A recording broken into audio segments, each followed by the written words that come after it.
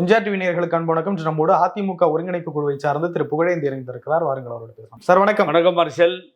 ரொம்ப நீண்ட நாள் எப்படி இருக்கீங்க? நல்லா இருக்கேன். பார்க்கின்ற நேயர்களுக்கு நெஞ்சார்ந்த நன்றி. புரட்சி தலைவர் எம்ஜிஆர் பெயரால் கொண்ட எம்ஜிஆர் யூடியூபுக்கு எனது வணக்கங்கள், வாழ்த்துக்கள். விஜய் அவர்கள் எடப்பாடி பழனிசாமி தலைமையிலான அண்ணா திராவிட முன்னேற்ற கழகத்தோடு கூட்டணி வைப்பாரா, வைக்க போகிறார், இத்தனை சீட்டு, விஜய் துணை முதலமைச்சர், எடப்பாடி பழனிசாமி முதலமைச்சர், இப்படின்லாம் நிறைய செய்திகள் உலா வந்துகிட்டு இருந்தது. எடப்பாடி பழனிசாமியும் இதுக்கெல்லாம் ஒரு கற்பனை பண்ணிக்கிட்டு இருந்ததா சொன்னாங்க. யாரும் விமர்சிக்க கற்பனை பண்ணதில்லை மார்ஷல்.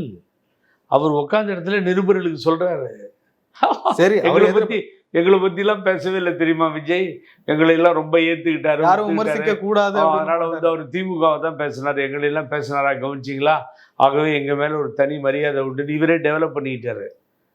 அதை சொல்லுங்க நீங்க முதல்ல. இதை டெவலப் பண்ணது யாரு? பழனிசாமியே டெவலப் பண்ணி யாரையும் விமர்சிக்க விஜய் ஏதோ பாக்கெட்ல இருக்க மாதிரி நினைச்சுக்கிட்டு டெவலப் பண்ணாரு.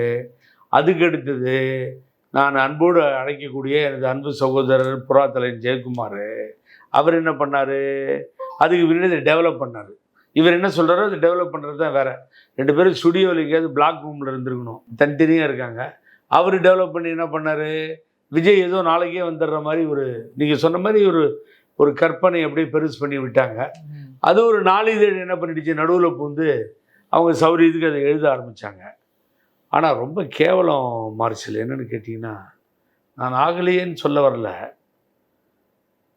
பல தடவை ஆட்சி கட்டில் இருந்த இயக்கம், 33 ஆண்டுகளுக்கு மேலாக ஒரு இயக்கம் ஆட்சி கட்டில் தொடர்ந்து 2 முறை வெற்றி பெற செய்தார்கள் அம்மா.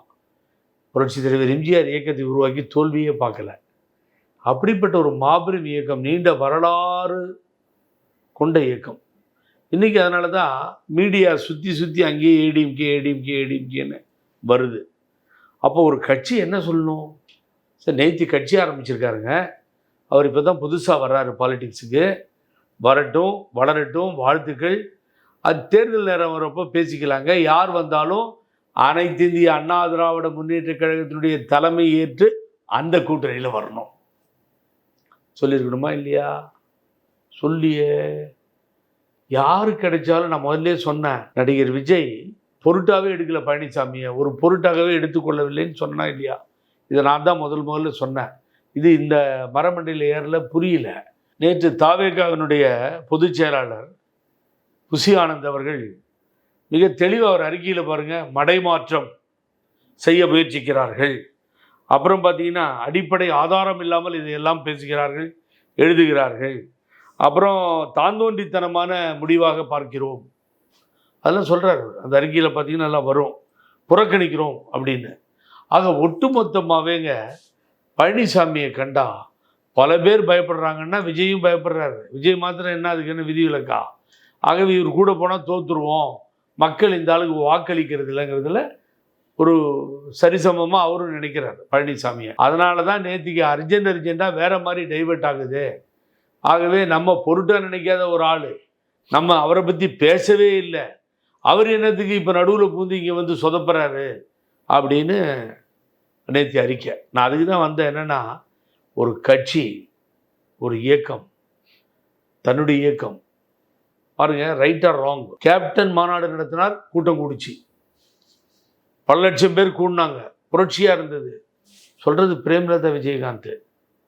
கேப்டன் கூட்டினது உண்மை தானே, அந்த இந்தியா கூட்டணி இதெல்லாம் போட்டு பெருசாக பண்ணாங்கல்ல அவங்க. ஆக அவங்க சொல்கிறாங்க அது மாதிரி கூட்டம் வந்துச்சுன்னு, அவங்கள தக்க வச்சு பேசிக்கிறாங்க.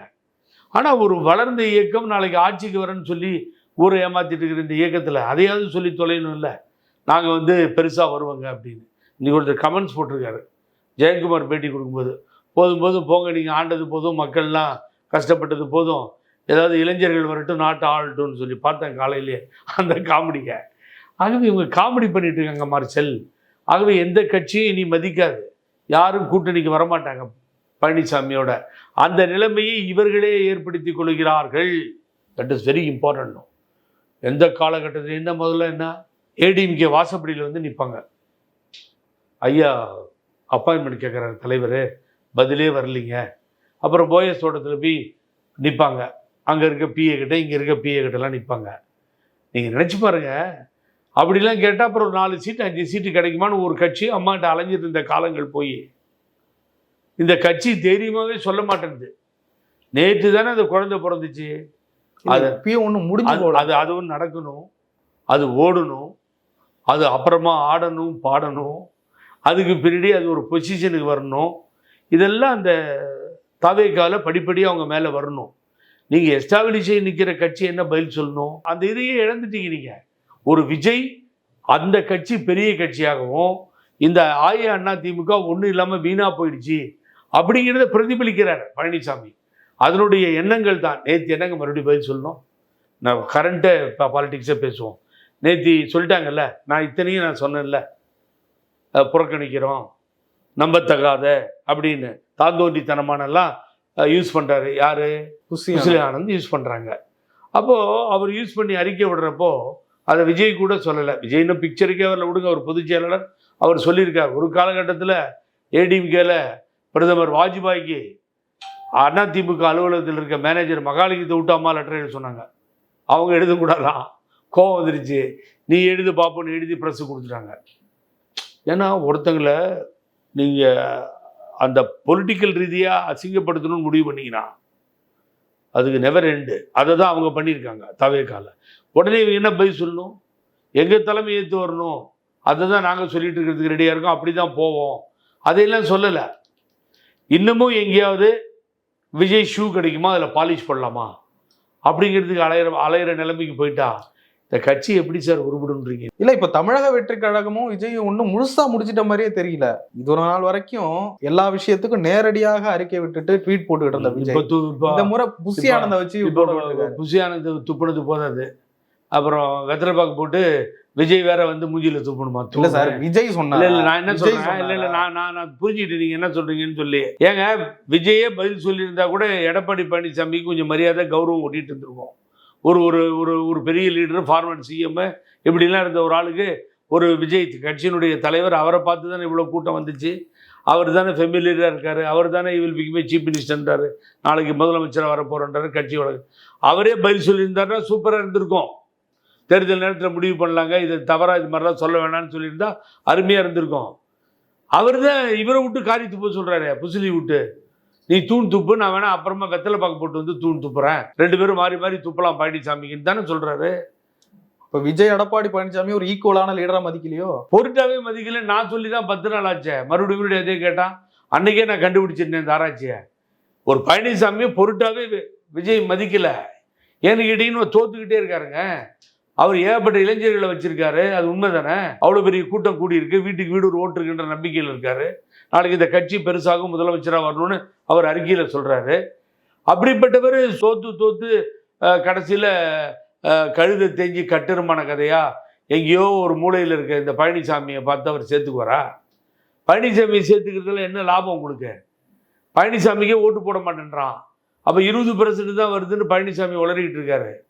அவரே தாழ்வா 40% இருந்த அதிமுக 20% ஓட்டு தான் வருதுங்கிறாரு. ஸோ 20% ஓட்டு உங்களுக்கு வருதுன்னு நீங்களே சொன்ன பின்னாடியே அதில் ஒரு 10% பிரிச்சுட்டு போறாரு விஜய். 2026 எலெக்ஷன்ல என்ன பெரிய விஷயம்? அது எப்படி பிரிப்பாரு? அதிமுக ஓட்டு வாங்கி எப்படி விஜய்? அதிமுக ஓட்டு எப்படி டிஎம்கேக்கு போச்சு? உள்ளாட்சி தேர்தலில் நகராட்சியில் 0, எப்பயும் நான் சொல்லுவேன் பேரூராட்சியில் 0, மாநகராட்சியில் 0, எல்லாத்துலேயும் 0-0-0ன்னு போச்சே. கடைசியில் லோக்சபா எலெக்ஷன்லையும் 0ன்னு போச்சு. அப்போ ஏடிஎம்கே ஓட்டு எங்கே போச்சு? 2 கோடி ஓட்டு இருக்கா. 2 கோடி ஓட்டு எங்கே எடுத்துன்னு போய் போட்டாங்க? அப்போ மொத்தமாக 80 லட்சம் ஓட்டு தானே வாங்கியிருக்கீங்க. 20% ஓட்டு வாங்கியிருக்கேன்னா அப்போ 80 லட்சம் நீ வாங்கினீங்கன்னா 1 கோடி 20 லட்சம் ஓட்டு எங்கே போச்சு? அப்போ உங்கள் கணக்குப்படி என்ன சார் காலில் பூவா சுற்றிட்டு இருக்கோம்? அப்போ அந்த ஓட்டு டிஎம்கேக்கு டைவர்ட் ஆகி போச்சு இல்லை? இப்போ என்ன ஆகும்? டிஎம்கேக்கு போடுறதுக்கு மனசு இல்லைன்னு வச்சுக்கோங்க. நான் சொல்கிறேன் ஒரு பேச்சுக்கு, டிஎம்கே போட்டாங்க, போடுறதுக்கு மனசு இல்லைன்னு வருதுன்னு வச்சுக்கோங்க. என்ன பண்ணுவாங்க? சரி, ஏடிஎம்கே தோற்றுரும், வராது, ஆட்சிக்கு வராது. பழனிசாமி இனிமேல் இந்த கட்சியை காப்பாற்றி கொண்டு போக மாட்டார், நம்பிக்கை இழந்தாச்சு, அடிச்சுக்கிட்டு சாகரானுங்க, இவனுங்க ஒழியிட்டு எப்படியோ போ அப்படின்னு விஜய்க்கு தூக்கி போட்டால் என்ன பண்ணுவீங்க? ஒரு 10% ஓட்டு போயிடும். அப்படி தான் சொன்னேன் நான். அந்த இன்னொரு 10% ஓட்டு ஏன் போகாதுன்னு எனக்கு கேளுங்க, அதுக்கும் பதில் சொல்கிறேன். அது இன்னும் பாமர மக்கள் கண்ணை மூடிட்டு ரெட்டலியில் போடுற பாமர மக்கள் இருக்காங்க. நான் ரொம்ப வில்லேஜ் இன்டீரியர் போனீங்கன்னா நான் பார்க்குறேன், அந்த பாமர மக்களுக்கு 2 தான் தெரியுது. ஒன்று இலை, 2வது எம்ஜிஆர் அம்மான்றாங்க. அந்த பக்கம் எடுத்துக்கிட்டிங்கன்னா கலைஞர் கருணாநிதி பேரை சொல்கிறாங்க, அடுத்தது சூரியன்றாங்க, உதயசூரியன் கூட சொல்றது இல்லை, சூரியன்றாங்க. இப்படி அப்கண்ட்ரியில் வில்லேஜில் அப்படி ஒரு நிலைமை இருக்கு. அதனால இந்த 20% ஓட்டும் காலி ஆகிடும் பழனிசாமிக்கு, 10% போயிடும்.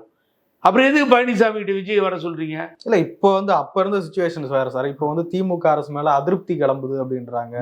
அந்த இதெல்லாம் இப்ப எடப்பாடி அதைதானே பயன்படுத்திக்க எங்க போராட்டம் நடத்துறாரு. இவர் கரெக்ட். இப்பதான் வந்தீங்க பாயிண்ட்டுக்கு. அது டிஎம்கே மேல நீங்க சொல்றது அதிருப்திங்கிறத நல்ல திட்டங்கள் அவங்க செய்யறது மூலியமா சிஎம் பதில் சொன்னாரு. நம்ம ஏத்துக்கிறோம் இல்லையே வேற விஷயம். அதிருப்தி இருக்குதுன்னே நீங்க வச்சுக்கோங்க. ஒண்ணு, அந்த அதிருப்தி வாக்குகள் வந்து எங்க போன்றீங்க? ஏடிஎம்கே வரும்னு நீங்க சொல்றீங்க, வராது. இங்கேதான் புது பிரச்சனை ஸ்டார்ட் ஆயிடுச்சு. இப்போ புது யுகமா இந்த விஜய் வந்தது பெரிய தாக்கத்தை ஏடிஎம்கே உண்டு பண்ணும். அந்த வாக்குகள் அங்க போயிடும், அதிருப்தி வாக்குகள் அவருக்கு போகுங்க. நான் அதை தான் சொல்லிட்டு இருக்கேன். கூட்டணியோட 30% திமுக குறையாம வாக்குகள் வச்சிருக்கு. கூட்டணியெல்லாம் சேர்த்தீங்கன்னா ஒரு 10% 40% வாக்குகளை வச்சிருக்கு. சரி, நீ ஏன் கவலைப்படுறீங்க? எடப்பாடி பழனிசாமி டிஎம்கே கூட்டணி உடைச்சு கட்சிகளுக்கு வேற நான் ஏன் கவலைப்படுறேன்? நீங்க வேற என்ன? நான் கவலைப்பட்டு முடிச்சு எல்லாமே நாங்க ஒருங்கிணைப்பு குழு ஸ்டார்ட் பண்ணோம், கவலைப்பட்டோம். நானும் ஜெயஸ்ரீ பிரபாகரன், கேசி பழனிசாமி, கஜேந்திரன், இப்படி ஒரு ஆனந்த் பெரிய கேங்கே எல்லாம் போனோம். இது முடிஞ்சு போன கதையாக தானே தெரியுது. இப்போ எதுக்குமே இவங்க நல்ல எல்லாரும் சேர்ந்து போகணுன்றதுக்கு வர்றதுக்கு பழனிசாமி தயாரா இல்லையே. நான் ஏன் கவலைப்படணும்? நாசமா போகுதுன்னு நினைச்சு வேதனைப்பட்டு இருக்கேன், அவ்வளவுதான். நீங்க வரலாறு தெரிஞ்சுக்கணுங்க. ஒரு கட்சி வந்து க்ளோஸ் ஆகுதுன்னா சாதாரண விஷயம் இல்லைங்க. அது வரலாறு எடுத்து பார்க்கணும். க்ளோஸ் ஆகுதுன்னு நீங்களே சொல்லிடுறீங்க. க்ளோஸ் ஸ்டேஜுக்கு போயிட்டு இருக்குங்க. நீங்க எப்படி போய் காப்பாத்துவீங்க இதை? நீங்க இப்போ ஏங்க அந்த கட்சி அடிச்சுக்காம இருக்கு, எல்லாரும் ஒன்னா சேர்ந்துருக்காங்க. அந்த கட்சியில பாருங்க, ஓபிஎஸ் தகராறு பண்ணிட்டு இருந்தாரு, இல்ல பழனிசாமி தகராறு பண்ணாரு, 2 பேரும் ஒன்னாயிட்டாங்க. நம்ம அம்மா சின்னம்மா அப்பப்போ வந்து சேர்த்து வைக்கிறேன்னு சொல்லிட்டு போனவங்க அவங்களும் மெர்ஜ் ஆயிட்டாங்க, எல்லாம் சேர்ந்துட்டாங்க. அப்போ புகழேந்தியெல்லாம் ஒரு ஒருங்கிணைப்பு குழு வச்சிருந்தாரு, பிரபாகரன் வச்சிருந்தாரு, பழனிசாமிலாம் கூட இருந்தாங்க, எல்லாரும் ஒன்னாயிட்டாங்க. இந்த கட்சிக்கு பிரச்சனை இல்லைங்க அப்படின்னு ஒரு நிலைப்பாடு எடுக்கும் பொழுது தான் கட்சி மேல வாக்காளர்களுக்கு நம்பிக்கை வரும், ஆதரவாளர்கள் ஸ்ட்ராங்கா நிற்பான். இல்லையே, அப்புறம் எப்படி நீங்க அதை சொல்லிட்டு இருக்கீங்க? நேத்தி அடி சரியான சமிட்டி அடி. அதுக்கு பதில் சொல்றதுக்கு அதிமுக யோகியதை இல்லை. இது நாங்க நடத்துற கட்சி, எங்க தலைமை ஏத்துக்கிட்டாதான் விஜயா இருக்கட்டும் யாரா இருக்கட்டும் வரணும் அப்படின்னு சொல்லியிருக்கணுமே. இன்னும் 1.5 வருஷம் இருக்கு சார். கடைசி நாள்ல கூட முடிவாகலாம். தேர்தலுக்கு 3 மாசத்துல முடிஞ்ச. இப்ப என்ன மாசம்? நவம்பர். நீங்க சொன்ன மாதிரி 1.5 வருஷம் இருக்கிறதாவே வச்சுக்கோங்க. ஒரு 6 மாதம் எலெக்ஷன் ப்ராசஸில் போயிடும், 4-5 மாதம். உங்களுக்கு 1 வருஷம் தான் இருக்குது, ஞாபகம் வச்சுக்கோங்க. நான் வந்து கரெக்டாக சொல்கிறேன், 14 மாதம், மேக்சிமம் 13 மாதம் இருக்குது. இன்னும் 130 ஆண்டுகள் ஆகட்டுங்க. உங்களோட யார் வரன்றா? இப்போ ஒரு கட்சி தான் சொல்ல, மார்ஷல் நீ இவ்வளோ நேரம் என்ன இன்டர்வியூ எடுக்கிற, நான் தெரியாமல் ஒன்று கேட்குறேன், பதில் சொல்லு. இந்த கட்சி ரெடியாக இருக்குங்கன்னு சொல்லு. அப்படியே திரும்ப என்னுடைய அன்பு நண்பர் தோழர் அப்படியே எப்படி மாறினார் பார்த்தீங்களா? அப்படி போகிற மாதிரி போச்சு. திருமா வாழ்க்கை திருமாவளவன் அப்படிலாம் போனாங்கல்ல ஏடிஎம்கே. நான் திமுக விட்டுலாம் வரமாட்டேங்க, அந்த பிஸ்னஸ்லாம் நடக்காது. நடுவில் நான் ஒரு விட்டேன், அரசனை நம்பி புருஷனை கைவிட்ட கதையிடும்னு அழகாக எடுத்துட்டார். அது அவர் அந்த ஸ்டாண்ட் எடுத்து என்றைக்குமே திமுகவோட தான் இருப்பேன்னு சொல்லிட்டாரே இல்லையா? இது அசிங்கமா இல்லையா? ஏன்னா திமுகவுக்கு அங்கே ட்ரை பண்ணுறீங்க, திரும்ப வரல, தோழர் திரும்ப முடியாதுட்டாரு. இங்கே ட்ரை பண்ணுறீங்க, விஜய் காரி துப்புறாரு. என்னங்க இது? அசிங்கமா இல்லைங்க இது? சொல்லுங்க, கட்சி நடத்துகிற விதமாங்க இது.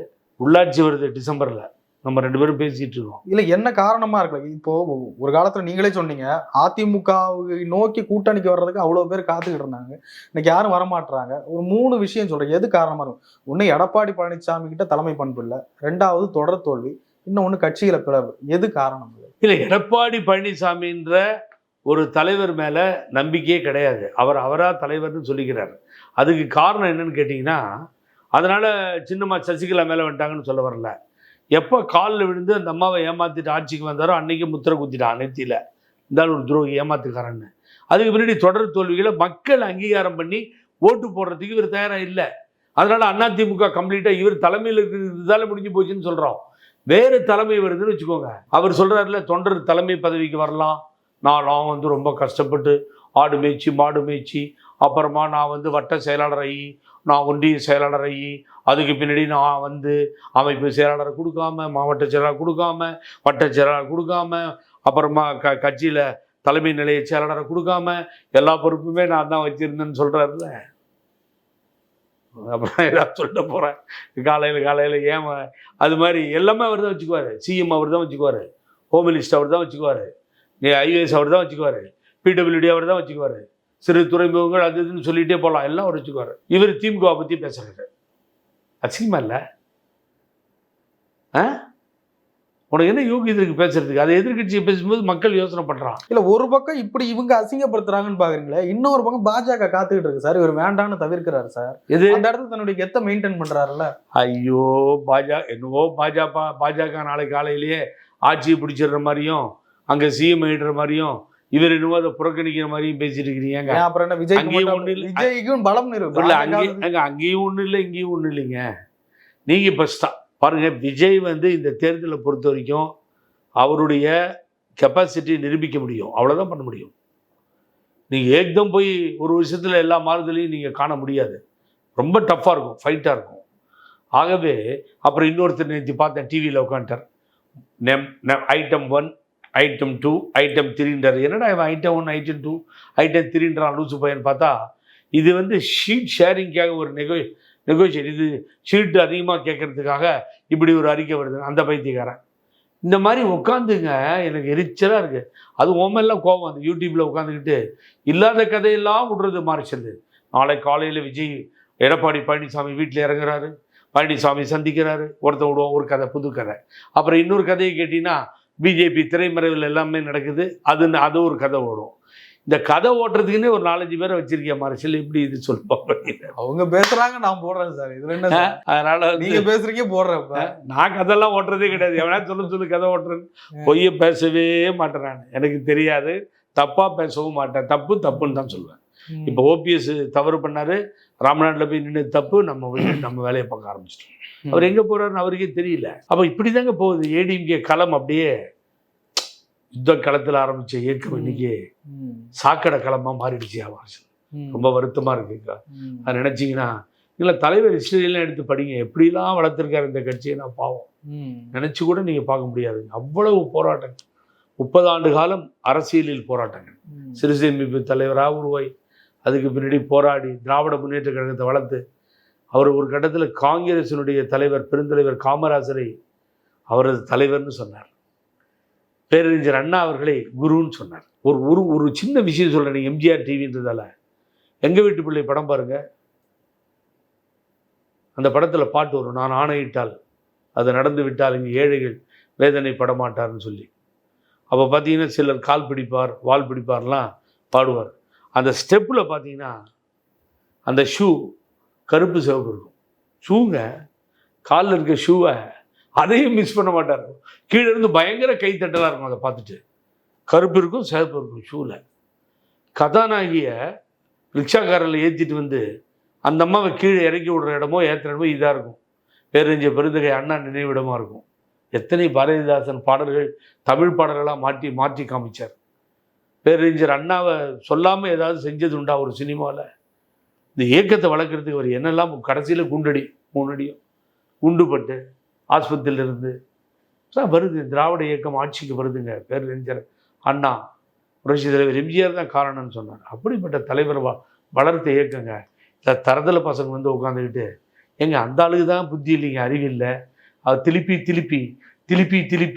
எத்தனை தடவை சொன்னாலும் திருப்பிங்கிறாரு. இவர் சீஃப் மினிஸ்டராக இருந்தவர். அப்புறம் இன்றைக்கு அப்படிங்கிறத இன்றைக்குங்கிறாரு. என்னங்க கருமம் இதெல்லாம் சொல்லுவோம். இதெல்லாம் நியாயம் அப்படிலாம் பேசுறது. அப்புறமா ப்ரெஸ்ஸில் சொல்லுவாங்க, அது ஏதோ வாய் தவறி வந்துச்சு விடுங்க சார் அப்படின்னு. அவனை பார்த்து ஏதாவது துப்பி இருந்தால் அப்புறம் அவன் பேச மாட்டான். இந்த மாதிரி ஒரு மனிதர் இதுக்கு தலைமை ஏற்று போகிறதால தான் இந்த சார் யாருன்னு கவலையே படாதீங்க. அம்மா ஸ்டைலில் யார் வேணாலும் கட்சி ஆரம்பிக்கிட்டுங்க. சிஎம் சொன்னாரா இல்லையா?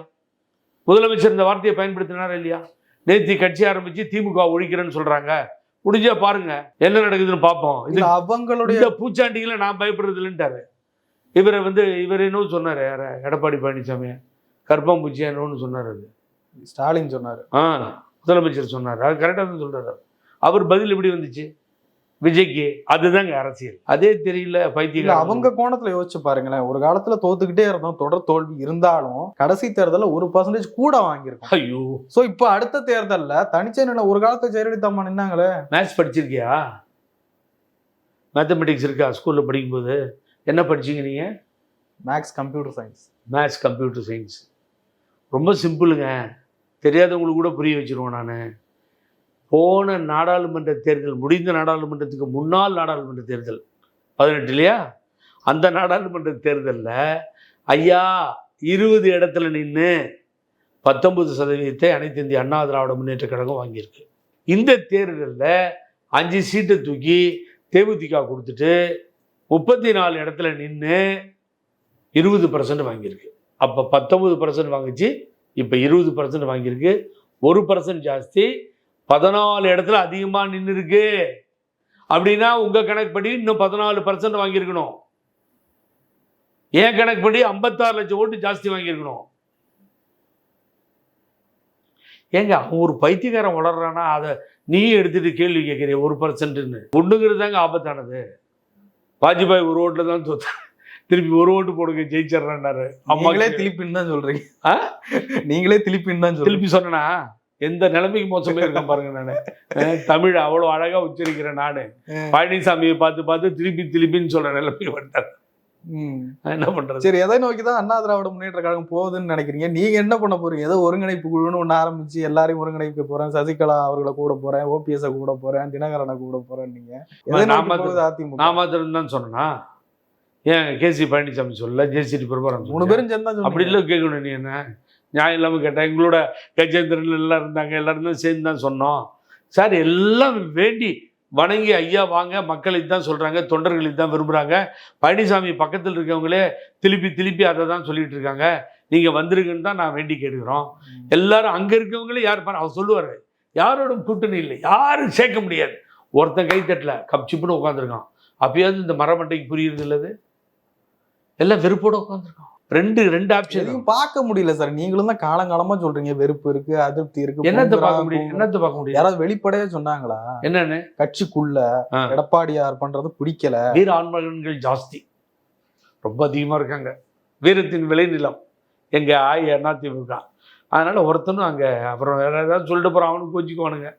எவனு தைரியமா பேசுறதுக்கு ஒருத்தர் இல்லையே. நீங்க சொன்னது கரெக்டு தானே. ஒருத்தருக்கானா யாரோ ஒருத்தர் மதுரையில பேசினாரு, அவர் ஒரு பகுதி கழக செயலாளர் பேசினார், நான் பார்த்தேன்.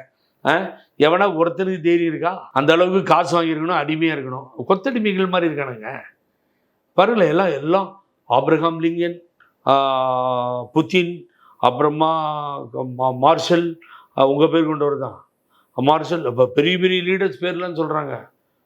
அவங்க எல்லா உருவத்திலையும் யார்? நேரு, இந்திரா காந்தி, பேரறிஞர் பெருந்தகை அண்ணா, தந்தை பெரியார், புரட்சி தலைவர் எம்ஜிஆர், அம்மா, இவ்வளோ உருவத்திலையும் எடப்பாடியை பார்க்குறேன்றாரு. யாரு? இவங்க எல்லா உருவமும் சேர்ந்து எடப்பாடின்றாரு. யாரு? இந்த பொன்னையன். உண்டா? பொன்னையன் எங்க சட்ட அமைச்சராக இருந்து, தலைவர் காலத்தில் போக்குவரத்து துறை அமைச்சராக இருந்து எவ்வளோ மண்டை குழம்பி போயிருக்காங்க. அவர் அண்ணன் செம்மலை, எல்லாம் தெரியும். இப்படி கொஞ்சம் தூரம் பழனிசாமி போயிட்டு பின்னாடி சனியை பிடிச்சவங்க ஒழியவே மாட்டேன்றான்னு பேசி வர்றாரு. எனக்கு நல்லா தெரியும். மாட்டிக்கிட்டு அவஸ்தையாக இருக்குன்னு தலையில் அடிச்சுக்கிறாரு, வெளியில் பேச மாட்டேன்றாரு. நீங்கள் கே செங்கோட்டையன் பேசவே மாட்டார், நம்பாதீங்க, அது நடக்கவே நடக்காது. 2 பேர் பேசுகிறாங்க சார், தங்கமணி வேலுமணி. தனியாக நீட்டாக வான் பண்ணிகிட்டே இருக்காங்க. எலெக்ஷன் வரப்போ பிஜேபி கூட்டணி மாத்திரம் இல்லாமல் போச்சு, எங்களை விட்டுருங்க வெளியில் போகிறோம். இந்த பக்கம் 2 பேர் பேசுகிறாங்க. யார்? நம்ம பொன்னையன் புகழ்ந்து சொன்ன CV சண்முகம் பகல்லையே, அவரும் நம்ம ஜெயக்குமாரும் ஏதாவது பிஜேபியோட கூட்டணி வச்சா வெளியில் போயிடுவோம் நாங்கள். ரொம்ப வம்புல மாட்டிக்கிட்டு உளர ஆரம்பிச்சிட்டாங்க பழனிசாமி. நேற்று ஒரு வேடிக்கையை பார்த்தீங்கன்னா, அதை பார்த்தீங்களா? அதை எங்கள் ஒரு இடத்துல மீட்டிங், ஏடிமிக்கு மீட்டிங்கு, இவர் பேசிக்கிட்டே இருக்காரு. வாழை மரத்தையும் விடலை, வாழைக்காயும் விடலை, அங்கே என்னென்ன கழி கம்பு கிடைச்சதோ அத்தனையும் தூக்கிட்டு இருந்தால் பேச போய்கிட்டே இருக்கான். அதை போட்டு டிவியில் காமிக்கிறாங்க. ஒருத்தர் கூட அவர் பேசுகிறத கேட்குறதுக்கு ரெடியாக இல்லைங்க. அதுக்கு முன்னாடி கோபிச்செட்டிப்பாளையத்தில் ஒரு மீட்டிங் நடக்குது. அதை விட கொடுமை அது. முல்லை வேந்தன் திமுகவில் இருந்த முன்னாள் அமைச்சர் பேசுகிறாராம். செங்கோட்டையனோட அவர் பேருக்கு பெரிய சீனியர் பாருங்க. அவர் அவர் பேசுகிறார். அங்கே தோப்புங்கடாச்சலன்னு என் நண்பர்லாம் இருந்து கட்சி வளர்த்த இடம் இந்த அம்மா காலத்தில். அவர் பேசுகிறாரு. எல்லாம் எழுச்சி போயிட்டா சேர் காலியாக இருக்குது, அதை எடுத்து காமிக்கிறாங்க. அவர் வந்து இங்கே இருக்கவங்க தான் இப்போ டிஎம்கேவில் நல்லா இருக்காங்க. அங்கேருந்து ஒருத்தர் வந்தது இப்போ தான் நேற்று தான் இந்த பேரை கேள்விப்பட்டு இங்கேயே இருக்காருன்னு கேட்டேன் நான். எவ்வளோ வேதனையாக கட்சியை நாசம் பண்ணிட்டாங்க மார்ஷல். தைரியமாக பதில் சொல்ல ஆள் இல்லை, இதை விளக்கிறதுக்கு ஆள் இல்லை. ஒரு இயக்கம் தன்னுடைய காலில் நிற்க வேண்டும். ஒரு இயக்கம் தொண்டர்கள் தான் முடிவெடுத்து அந்த இயக்கத்தை இயக்க வேண்டும். கொடியெடுக்கும் தொண்டனே முடிவெடுப்பான்னு தலைவர். அதெல்லாம் போயிடுச்சு. பழனிசாமிகிட்ட இல்லை விடுங்க. இப்போ விஜய் வந்து நேற்று கிளீன் ஆகிட்டாரு. இன்னும் 1000 பழனிசாமிகளோ ஜெயக்குமாரோ போன்ற ஆட்கள் போனால் கூட இனி அவர் சேர்த்துக்க மாட்டார். அது அன்னைக்கே சொல்லிட்டேன், இன்றைக்கும் பதிவு பண்ணுறார். பொருட்டாக எடுத்துக்கொள்ள மாட்டார். சார், நிறைய விஷயங்களை பகிர்ந்து ரொம்ப நன்றி. மிக்க நன்றி மார்ஷல். என்ன பண்ணுறதுன்னு தெரியல, சீரியஸாக யோசனை பண்ணிகிட்டு இருக்கோம். இது வந்து இப்படி ஒரு அழிவு பாதைக்கு பழனிசாமி கொண்டு செல்வார்னு நாங்கள் நினைக்கவே இல்லை. இது இந்த அம்மா பண்ண தப்பு தான். அம்பையர் விரல தூக்குற மாதிரி தூக்கி இருந்தாலும் சிஎம் பண்ணுது ரிசார்ட்டில் வச்சு. இந்த கொடுமைகளை இந்த கட்சி அனுபவிச்சுட்ருக்கு. ஆகவே எங்கே ஓடுறதுன்னு ஏடிஎம்கேக்காரன் யோசனையில் இருக்கான். இப்படி ஓடலாமா, இப்படி ஓடலாமா, இப்படி ஓடலாமா, 100 ஃபோன் எனக்கு என்னென்ன பண்ணுறது. தினம் வரும். பொறுமையாக இருக்குப்பா, அவசரப்படாதீங்க. தலைவர் அம்மா வளர்த்த இயக்கம், அவசரப்படாதீங்க. இதுதானே இருக்குது சார். இன்னொன்று சார், அம்மாவை பற்றி தப்பாக பேசுனா கூட பதில் பேச மாட்டேன்றாங்க சார். தமிழ் தேசியன்னு பேசுகிறாரு ஒருத்தர். தினம் காலையில் நிச்சயம் தான் தொழில். தமிழ் தேசியம், திராவிடம், திராவிடம் தமிழ் தேசியம் அப்படின்றாருல. எவனாவது ஏடிஎம்கேலேருந்து பதில் சொல்கிறானா? திராவிடம் தாண்டா எங்கள் உயிர், தந்தை பெரியார் தாண்டா உயிர் நாடி, பேரறிஞர் அண்ணா இல்லாமல் நாங்கள் இல்லைடா. திராவிடத்தை தான், திராவிட மண்ணுடா இது. அந்த ஆட்சி தான் தொடர்ந்து இங்கே நடக்குதுடா. நீ என்ன திராவிடத்தை கிண்டல் பண்ணுற? உன் தேசியம் தாண்டா குலக்கல்விக்கு திட்டத்தை கொண்டு வந்தது தமிழ் தேசியம். உன் தமிழ் தேசியம் பேசுகிறவன் தாண்டா இந்தியை கொண்டு வந்து புகுத்தனா.